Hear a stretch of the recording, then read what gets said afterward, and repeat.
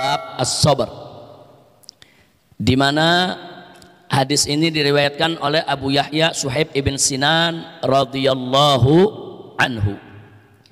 Beliau menyampaikan qala Rasulullah sallallahu alaihi wasallam, bahwasanya Nabi Muhammad sallallahu alaihi wasallam bersabda, apa kata beliau? Ajaban li amril mu'min.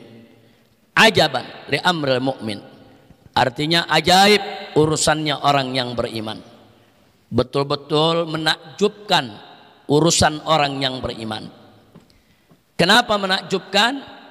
Nabi mengatakan inna amrohu kullahu khairun. Sesungguhnya urusan orang beriman itu semuanya serba baik. Jadi nggak ada yang nggak baik. Pokoknya dalam kondisi bagaimanapun juga orang beriman itu urusannya selalu baik. Maka itu kata Nabi menakjubkan urusan orang yang beriman. Semua urusannya serba baik. Udah nggak ada nggak baiknya. Semua baik. Nah kemudian beliau mengatakan walaisa dzalika la ahadin illa lil mu'min. Yang demikian itu tidak ada dimiliki oleh siapapun kecuali hanya orang mukmin yang memilikinya. Subhanallah. Jadi kalau nggak mukmin dia nggak punya keajaiban semacam ini. Yang memiliki keajaiban semacam ini hanya orang mukmin. Keajaiban yang bagaimana dimaksud oleh Nabi alaihi salatu wasalam? Beliau mengatakan in asobathu sarra syakara.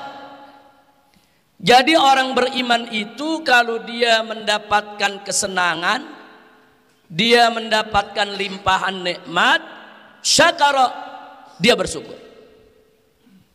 Nah begitu dia bersyukur, fakana khairallah, yang demikian itu adalah hal yang baik buat dia. Orang dapat nikmat bersyukur, bagus gak? Bagus, baik. Kemudian sebaliknya kata Nabi alaihi salatu wassalam wa in asabathu darra sabara. Dan kalau dia mendapatkan kesulitan, kesusahan, mendapatkan musibah, mendapatkan sesuatu yang tidak menyenangkan, apa yang terjadi? Sabara. Dia sabar. Maka Nabi mengatakan fakana khairallah. Yang demikian itu juga itulah yang baik bagi seorang mukmin. Subhanallah. Bagaimana enggak luar biasa urusan orang beriman. Dia dapat nikmat, dia bersyukur. Dia suka, dia bersyukur. Dia duka, dia sabar. Dia senang, dia syukur. Dia malang, dia sabar. Jadi enggak ada enggak baik. Jadi kondisi umat Islam dalam bagaimanapun kondisinya, mau dia senang, mau dia susah, mau dia suka, mau dia duka, tetap baik. Subhanallah. Dan ini tentu tidak dimiliki kecuali oleh orang mukmin. Nah, berapa banyak kalau orang-orang yang tidak beriman kepada Allah, mereka dapat nikmat, mereka nggak bersyukur. Berapa banyak orang-orang yang nggak beriman kepada Allah, mereka mendapatkan kesulitan, mereka mengeluh. Nah, mereka nggak berlaku sabar. Sementara orang-orang yang beriman itu memang sudah dididik oleh imannya, dididik oleh agamanya, dididik oleh ajaran yang datang dari Allah dan Rasulnya, agar kalau dapat nikmat syukur, kalau sulit sabar. Itu sifat orang yang beriman ya ikhwan. Nah kalau kita sudah tahu sedemikian rupa, yuk mari kita tanamkan sifat syukur dan sabar dalam diri kita. Dalam satu hadis yang lain Nabi mengatakan la yadkhulul jannah illa sabir syakir. Tidak masuk surga kecuali orang yang sabar dan orang yang syukur. Nah syukur atas segala nikmat, sabar atas segala ujian dari Allah Subhanahu wa ta'ala, insya Allah. Nah maka itu dalam kesempatan ini kita mengajak semua yang ada di sini, ayo kita tanamkan sifat syukur dan sabar. Sifat syukur dan sabar ini wajib dimiliki oleh umat Islam, bukan sunnah, bukan ya Pak.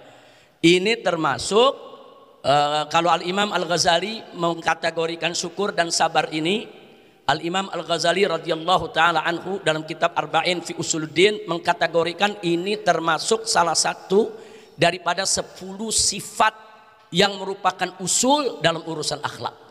Nah maka itu saudara, sifat syukur, sifat sabar bukan sunnah dimiliki oleh orang beriman, bukan sunnah dimiliki oleh umat Nabi, tapi wajib. Wajib kita bersyukur, wajib kita bersabar. Nah sekarang saya mau tanya, kalau yang namanya wajib, berarti kalau kita nggak syukur dosa gak? Berarti kalau kita nggak sabar dosa gak?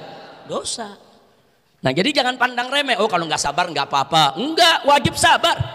wajib sabar, wajib syukur dan wajib sabar. Terus ada orang bilang sabar itu kan ada batasnya. Enggak, sabar enggak ada batasnya ya kawan. Sabar itu tidak ada batasnya. Sebisa apa kita sabar, sabar. Terus tanamkan kesabaran. Tidak ada batasan kesabaran. Yang ada batasnya bukan sabar, yang ada batasnya adalah manusianya. Nah, manusianya ada yang sabarnya kuat, ada yang sabarnya kurang. Jadi bukan sabarnya yang punya batas, enggak. Sifat sabar enggak ada batasnya, luas itu sifat. Sifat syukur enggak ada batasnya, luas itu sifat. Tapi kita manusianya yang terkadang membatasi diri dalam syukur dan sabar. Kira-kira jelas tidak? Iya, kadang-kadang kita bilang, wah ini sabar ada batasnya. Enggak, sabar enggak ada batasnya, ente yang ngebatasin. Nah, bukan sabarnya yang terbatas, sabar enggak ada batasnya, kita yang membatasi sabar. Jadi ada orang yang mampunya sabarnya sampai sekian, ada yang mampunya sampai sekian, ada yang mampunya lebih jauh lagi ya ikhwan. Memang masing-masing orang punya kesabaran berbeda-beda. Ya, tapi bukan berarti sifat sabar terbatas. Sifat sabar enggak terbatas. Sifat sabar itu luas.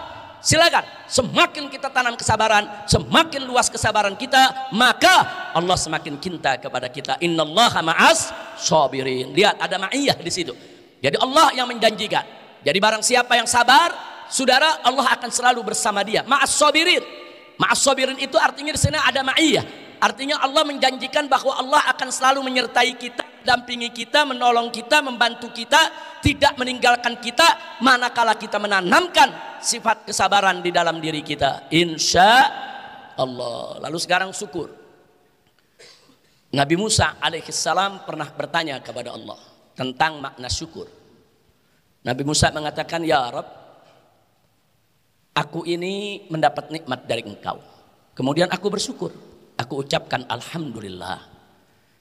Lidahku bisa mengucapkan alhamdulillah, itu juga nikmatmu ya Allah. Yang wajib aku syukuri. Aku syukuri lagi.